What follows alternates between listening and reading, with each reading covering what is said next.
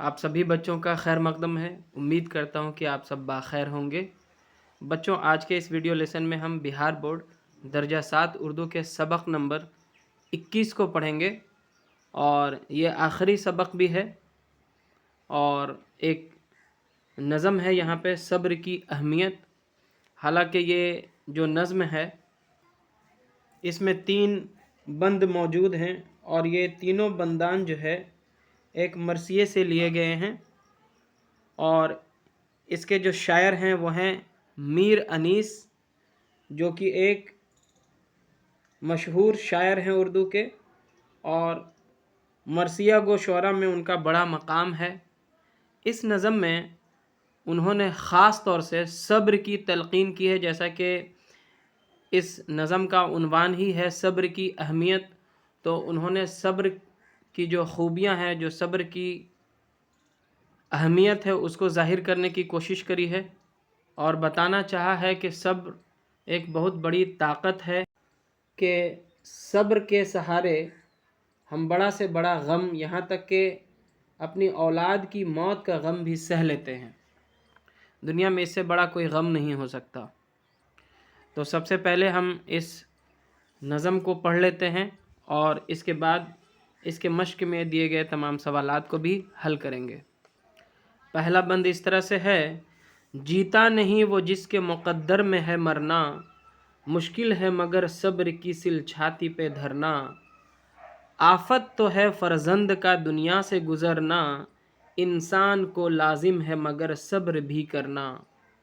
برسوں سے یہی رنگ گلستان جہاں ہے، جس گل پہ بہار آج ہے کل اس پہ خزاں ہے۔ اور اگر اس بند کی تشریح کی جائے تو ہم کہہ سکتے ہیں کہ جس کے مقدر میں موت لکھی ہے تو اسے کوئی جلا نہیں سکتا، اسے کوئی زندہ نہیں رکھ سکتا۔ اور ہماری زندگی میں تمام طرح کے مصیبتیں، پریشانیاں آتی رہتی ہیں، لیکن ہمیں ان مشکلات کا سامنا کرتے ہوئے صبر کے ساتھ آگے بڑھنا پڑتا ہے، دل پر پتھر رکھنا پڑتا ہے۔ دنیا کے اندر سب سے بڑی جو مصیبت ہے وہ یہ ہے کہ والدین کے سامنے اس کی جوان اولاد کا گزر جانا، لیکن اتنی بڑی مصیبت کو بھی انسان جو ہے صبر کی طاقت سے سہ لیتا ہے۔ اور یہ دنیا کا نیم ہے کہ آج اگر بہار ہے تو کل خزاں بھی آئے گا، یعنی آج اگر سکھ ہے تو کل دکھ بھی آ سکتا ہے۔ اور نظم کا دوسرا بند اس طرح سے ہے: کچھ پھول تو دکھلا کے بہار اپنی ہیں جاتے، کچھ سوکھ کے کانٹوں کی طرح ہیں نظر آتے، کچھ گل ہیں کہ پھولے نہیں جامے میں سماتے، غنچے بہت ایسے ہیں کہ کھلنے نہیں پاتے، بلبل کی طرح روتے ہیں فریاد و فغاں سے، کچھ بس نہیں چلتا چمن آرائے جہاں سے۔ اس بند کے ذریعہ شاعر بتانا چاہ رہے ہیں کہ اللہ تبارک تعالی جسے چاہتا ہے اسے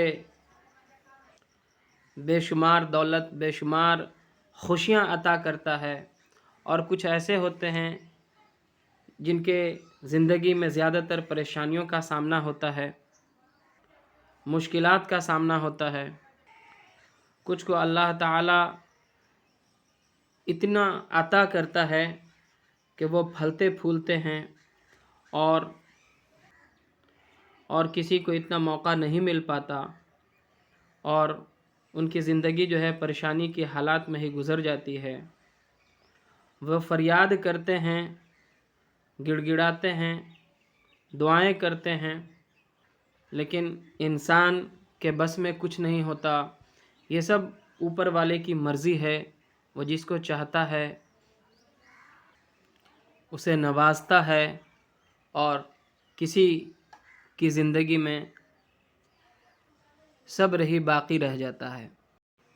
اور آخری بند اس طرح سے ہے: مرتے ہیں جواں سامنے اور دیکھتے ہیں پیر، ماں باپ کا کیا زور ہے جو خواہش تقدیر، سر پیٹ کے فریاد کرے مادر دلگیر، جز صبر بن آتی نہیں لیکن کوئی تدبیر، آرام جسے دیتے ہیں چھاتی پہ سلا کر، رکھ آتے ہیں ہاتھوں سے اسے قبر میں جا کر۔ اور آخری بند میں شاعر کہہ رہے ہیں کہ بزرگوں کے سامنے، والدین کے سامنے جب جوان اولاد گزر جاتی ہے تو ماں باپ کا وہاں پہ کوئی زور نہیں چلتا ہے، یہ سب تقدیر کی باتیں ہوتی ہیں، جو تقدیر میں لکھا ہوتا ہے وہ ہو کر رہتا ہے۔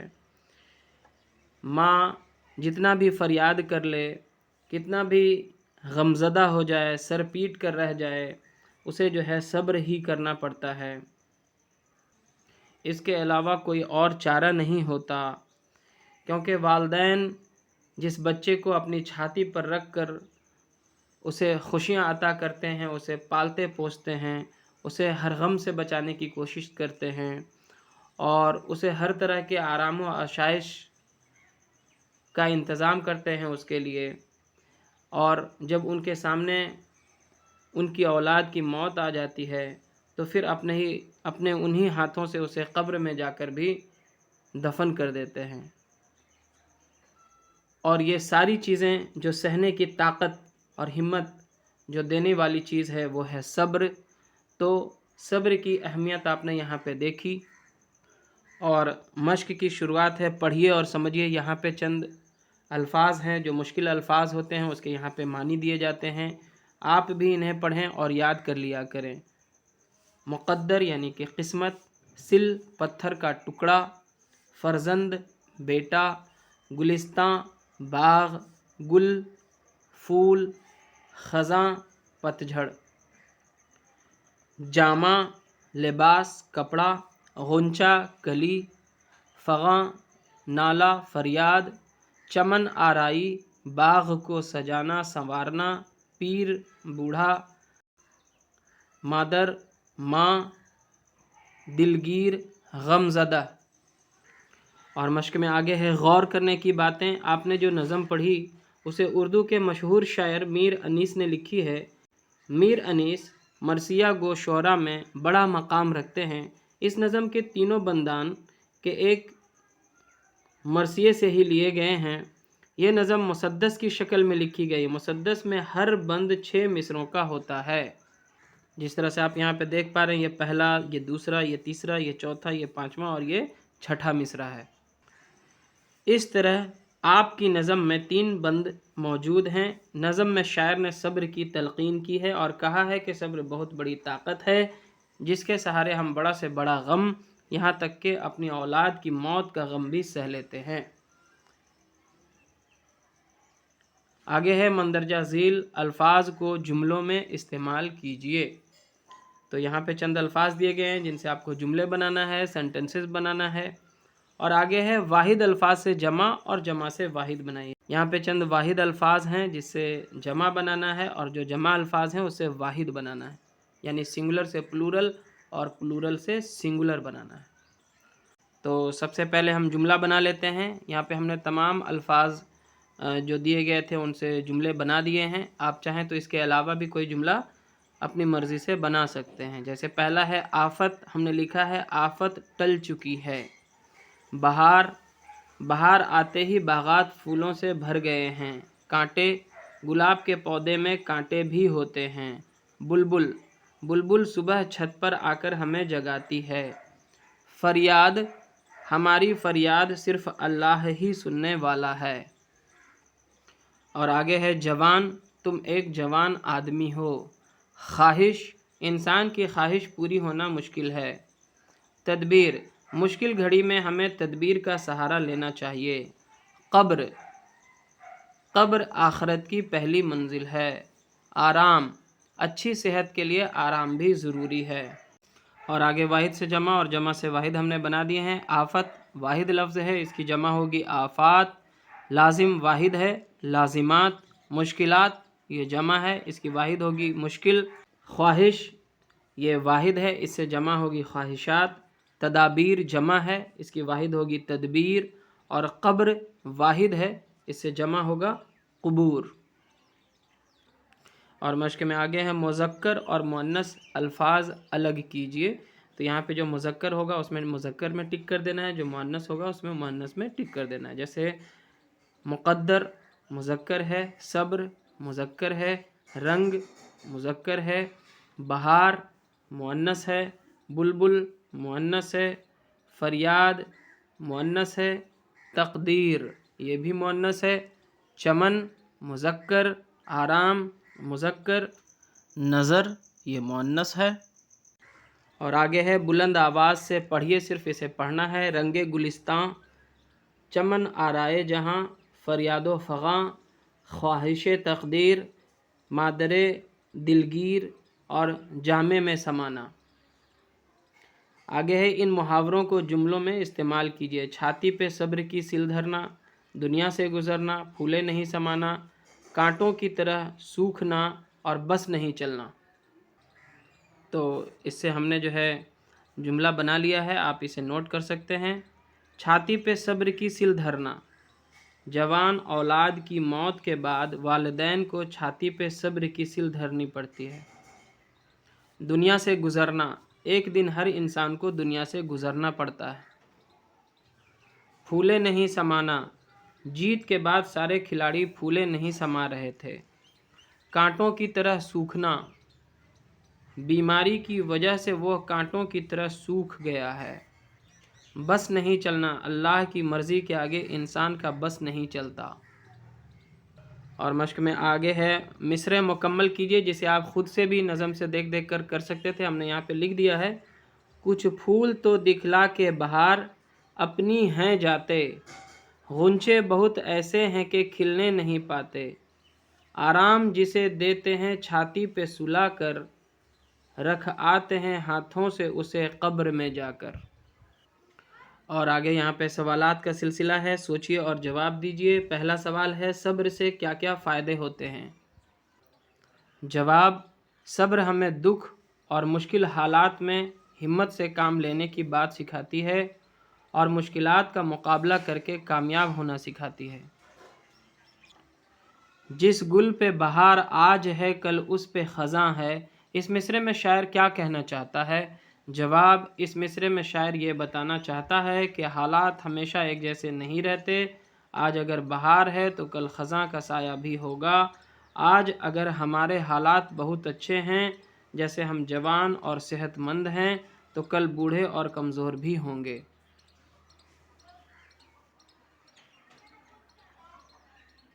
सवाल नंबर 3, माँ बाप सबसे ज़्यादा किससे प्यार करते हैं? इसका तो बहुत आसान जवाब है, माँ बाप सबसे ज़्यादा प्यार अपने बच्चों से करते हैं।